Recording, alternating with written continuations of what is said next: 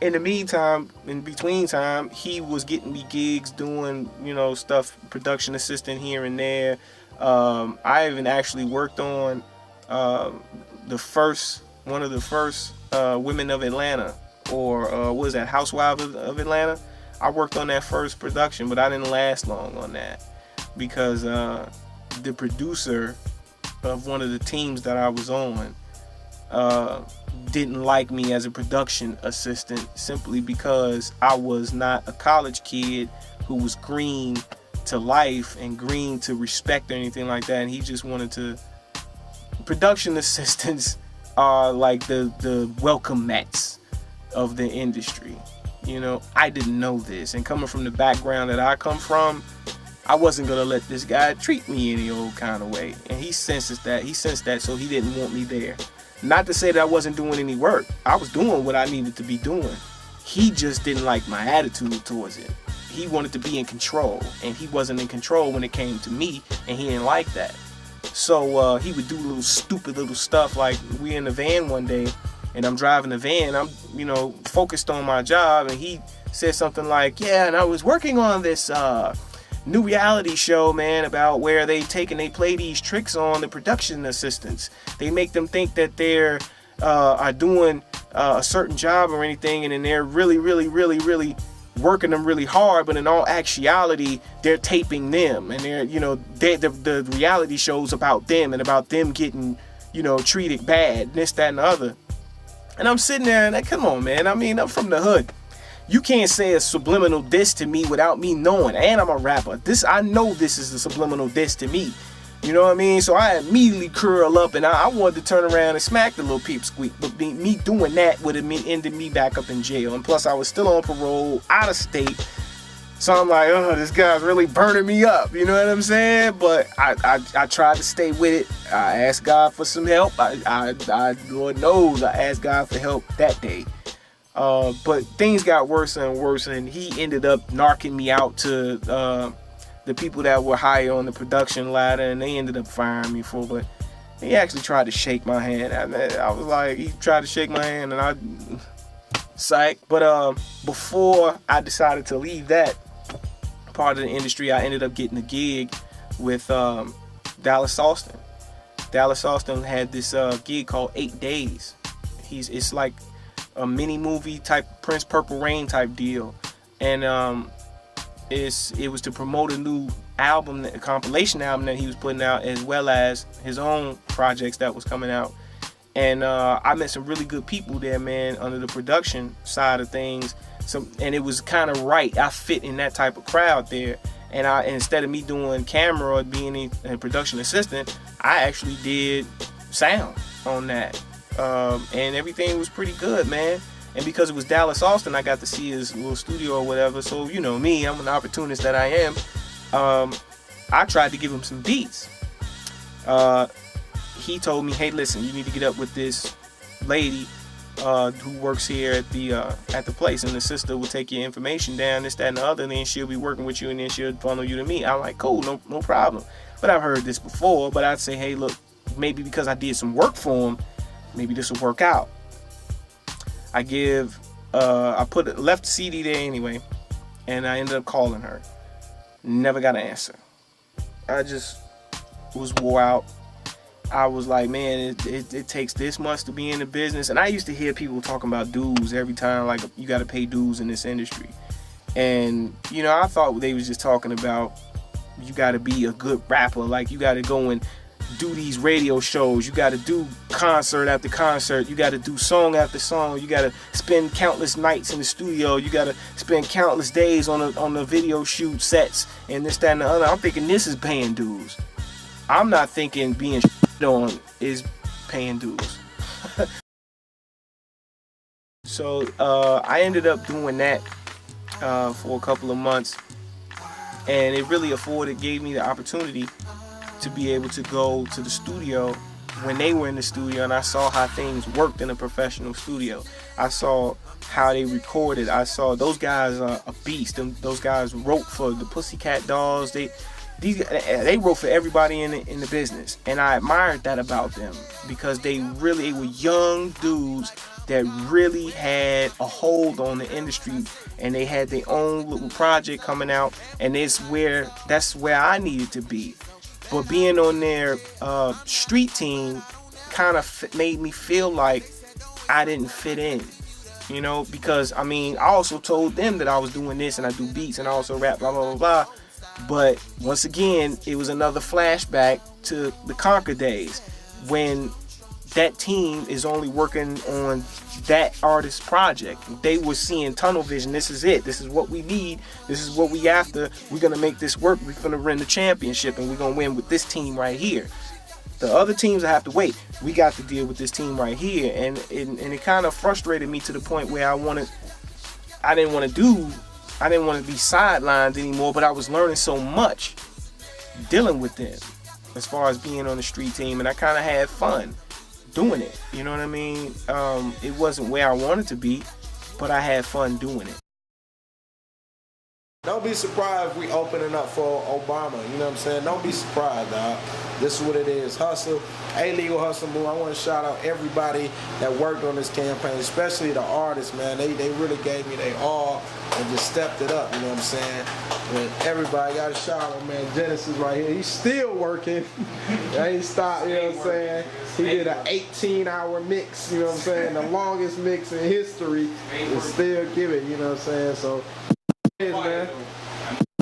This is a time capsule, dog. This is history in the making, man. You know what I'm saying? I worked with a guy named Hustle on the Barack music campaign, and I'm not a political person, man. Politics are, politicians are a bunch of liars. You know what I'm saying? It's all they do. They professional liars. So I mean, I don't deal in politics or anything like that. But I felt I was gonna get involved with this one. Not only because it was music, but the guy was gonna make history, So I decided to involve myself in that, and I ended up getting some production credit. Not production credits, but I ended up being getting some engineering credits on that, and that was a feather in my cap. I kind of enjoyed doing that, and in the process of doing that, I met some guys from that group that were really hot. While I was recording them, I noticed like these guys really got some heat. They really making this Barack music stuff sound good. I thought it was it's just campaign music. It's not gonna be whack, but it's gonna be corny. You know what I mean? But it wasn't. It was actually good. And I'm thinking to myself, wow, let me ask these guys if they want to record, some secular songs or something like that. So I called them up. There was a guy named James, and then there was Cole.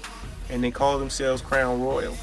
Not only that, but on the side, Frey had brought in some people that he wanted me to work with also. As an incredible dude named Jace. Really young cat, man, but could freestyle like out of control.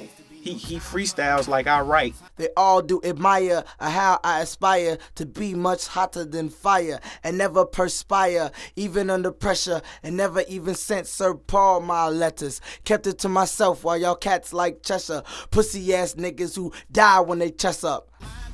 And he never writes anything down. He records like this.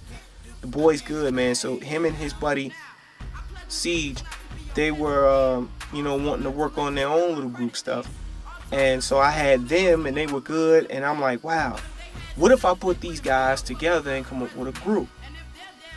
Outkast came out pretty decent, Goody Mob came out pretty decent, and all of these guys I've met down here too. So why don't I put a group together? So that's what I did. I commissioned Cole and commissioned James, and I also commissioned Jason and Siege. And there was a singer that was working with the Barack music campaign named Al B. So I wanted to work with him as also. And we would call ourselves the Seven because there was 7 of us. You know what I'm saying? There was another guy I met at work, a rock guy named David. And he has a Christian rock band, but he has incredible vocals. So I said, you know what? This would be a hell of a group because you got an R&B artist, you have a rock alternative artist, and you got these different flavors of rap. You know what I mean? With Crown Royal, you have the down south soul crunk type music, and then you have me with the Midwest / hardcore / meaningful raps, and then you have Jace, who's so eclectic, I mean, he can go about anywhere with it because he's been on both spectrums of the situation, but he's so Lil Wayne with it that is crazy. So like you have all of this compacted in the group. I'm like, hey, this could work. So we started recording. I brought him in and I made no bones about what my intentions was. I told him right off that first day, like, listen, you probably asking yourself, does this guy have ulterior motives? No need to ask yourself that question anymore. Yes.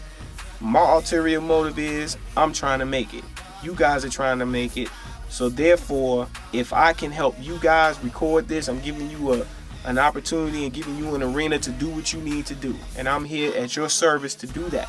But at the same time, what I want to do is incorporate myself with y'all and come up with a group, and we can all do it together and make it together.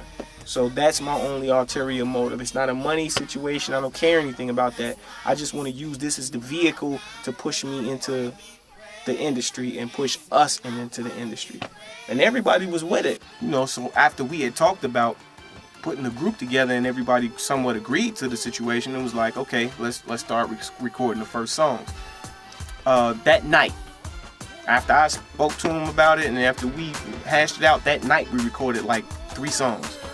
And the first one that we did was called Street Soul. Microphone and headlock, and I still the head of my block. Niggas die over heckle and catch. Niggas get heckled by feds and cops. They go, don't stop. I know, won't stop till I reach the tip top. Till I got my shit locked. Till I got my shit rock hard. But until then, I will be a guard of the microphone. No pen, I praise my Allah. This street soul I exhibit may prohibit any inferior cast who ain't with it to even get it. Yeah, I did it, I said it, it's dead it. You get it? You can't mess with it. Good riddance, goodbye. I'm so fly, but yet so sick. How could he be a product of this East Atlanta 6? Moreland Ave is my street, Atlanta is my soul, and I'm forced to play my cards. Nah, I would never fold. Al B, I remember Al B stopping through, and he wrote the hook in like 2 minutes. Wrote the hook in 2 minutes, man. That dude he's every time we did a song, he write the hook right then and there. I would never fold. I learned how to get it in without playing around on these beats. I learned how to watch myself without a pump figure testing me. I'm open, yeah, I'm open for any nigga testing a cheat. I'm finally getting what I need to get my destiny. And everybody else wasn't too far behind him. I felt to the extent that I really didn't have to do anything. You know what I'm saying? These guys were just good. The only thing I had to do was just go ahead and engineer the session, produce the beats, and that's it. That's all I have to do is just push the group. But everybody else was talented enough to handle the rest of the ranks on their own. Like as far as the writing, I didn't have to write for nobody. I didn't have to write no hooks. They were doing everything, the whole process by themselves, and I would just add my little input at the end of the song or here and there or engineer it, and that's all. I had fun.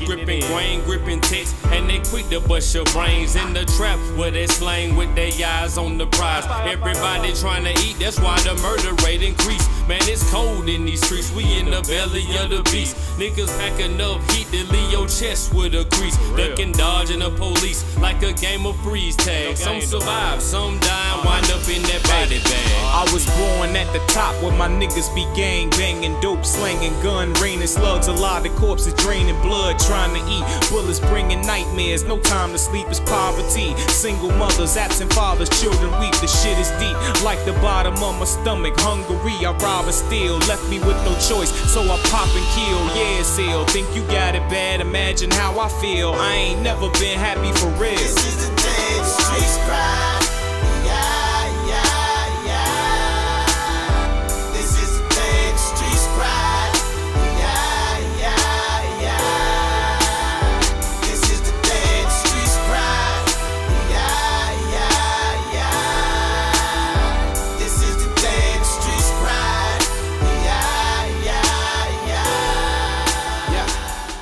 We all did. We had fun. We bought beers. We ate. We talked. We drank. We had fun in the studio. So I was under the impression that we was doing really good. But the guys were telling me, hey man, we doing too many slow joints, man. When we gonna be able to do something fast? So I was like, all right, let's do something more up tempo or what have you. I'm from the Midwest, and we do things a little bit different as far as clubbing is concerned, and even with the music, we do things that's a little bit different up in the Midwest than we do in the South. You know what I mean? And but I was like, you know what? Let's go and do something, and then from that point, I'm Getting It came about. In my hood, I'm really kicking it. They know I be getting it. Niggas wanna pose when they see me with the hose. I'm a rider, known as the provider, aka the survivor. In my hood, I'm really kicking it. They know I be getting it. Niggas wanna pose when they see me with the hose. I'm a rider, known as the provider, aka the survivor. They say, who is that? Who is that? Blue and black, Yankee cat, tilted back, what shoes is that? You ain't ever seen before, you seen before, you see me more places than you ever go, richer than you'll ever know. Ho, yo, don't tell me, folk, this ain't where you be at. You see that, and I be that Stussy G-Cat.